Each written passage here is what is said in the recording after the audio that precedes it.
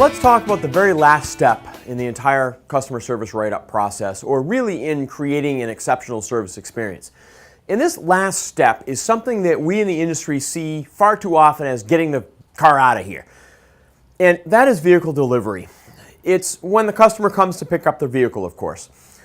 Customers see this very differently than we see it. You see, to us, the hard part's been done, right? Customer came in, we recognized customer type, we pegged the customer type, we gave them what they needed, we fulfilled those needs, we came out from behind the terminal, we engaged the customer, we used a customer problem analysis sheet maybe, we presented the multi-point inspection to them, we did the upsell, the technicians did an awesome job, diagnosing or upselling or checking the vehicle out, whatever it is they did, and the customer bought the work because we did a great job selling it, and all that work is now done.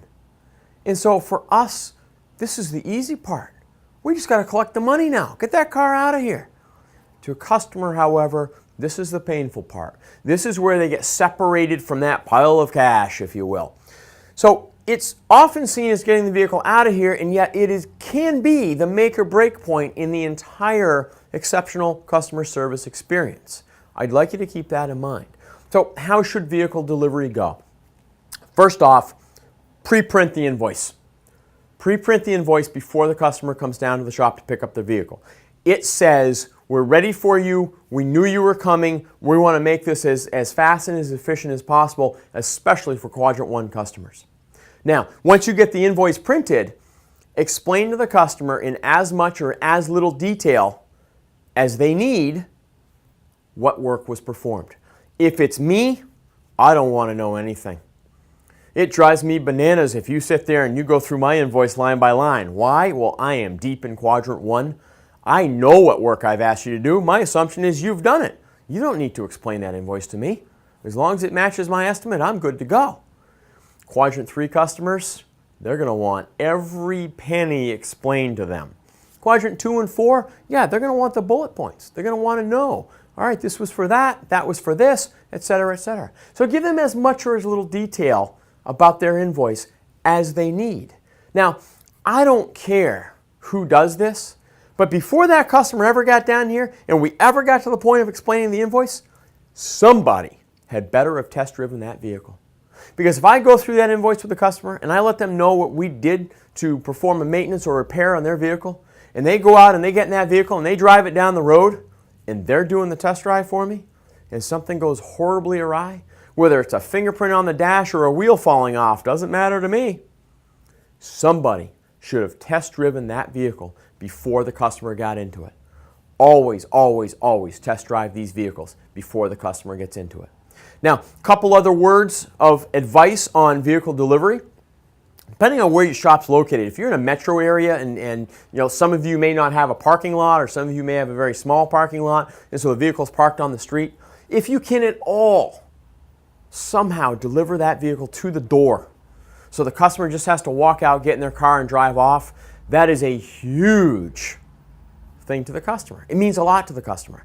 Pretty big deal to the customer. If you're in snow country, so it's January, it's been snowing out, if the customer doesn't have to wade through the snow to get their vehicle, you can brush it off and bring it to the door with the heat already on. That means a lot to a customer. So think about that. If you're in the Sun Belt, think about having somebody deliver it to the door with the air conditioning on. They get into a nice cool car, it means a lot to the customer. It's these little things at the time of vehicle delivery that mean the world to the customer. Some of you may offer car washes. Some of you may just clean windshields as part of that delivery. Okay? But keep in mind those little things. And then something that's not so little that you really, really need to make sure you do, and that is perception of value. Because you may have explained the invoice, and you may have delivered the vehicle to the door for the customer, and you did a test drive, either the technician or somebody up here did a test drive, and everything's gone really, really well. Remember what we said about that money that you spent on a TV, and you got the TV home, you plugged in, you sat in your recliner and popped your beverage of choice, and you started flipping channels, and you knew what you got for your money, but you take that same money and you pay the invoice with it, and you just bought 4 tires in alignment, and even though that vehicle was delivered to the door with the AC on and I drive off, the absolute best case is that I notice nothing. Worst case, I have a shimmy now. You, the service writer, have to create the perceived value at the time the customer is delivering or having the vehicle delivered to them. Create the perceived value. Explain to them again what they got for their money. Explain to them how it benefits them to have put those 4 tires on. That they've got a much safer vehicle. They've got better traction now. They've got better wet weather performance. Whatever it is, explain to the customer the value in them giving you the money. Very, very important. So to sum up vehicle delivery, the last step in creating an exceptional customer service experience: pre-print the invoice, give them as much or as little information as they need to understand what they're giving you money for, create perceived value, remind the customer of the value of them paying this money for whatever work was done, deliver the vehicle to the door if possible, and one last thing: if there's something that customer declined, something on the multi-point inspection form or something that was recommended, and they said, no, not today, I strongly encourage you to pre-schedule the appointment. Whether you're using an electronic system or a paper system, pre-schedule the next appointment. Even if it was an oil change, customers know roughly when they're going to be due again. You know, based on their service history, roughly when they're going to be due again. Ask if they can pre-schedule that appointment. Ask if they'd like to pre-schedule that appointment. Why? It keeps them from going anywhere else but your shop. It keeps them coming back to you. It doesn't allow anybody else to show them a better, a more exceptional customer service experience than what you provide. So pre-schedule appointments as the last step in that vehicle delivery.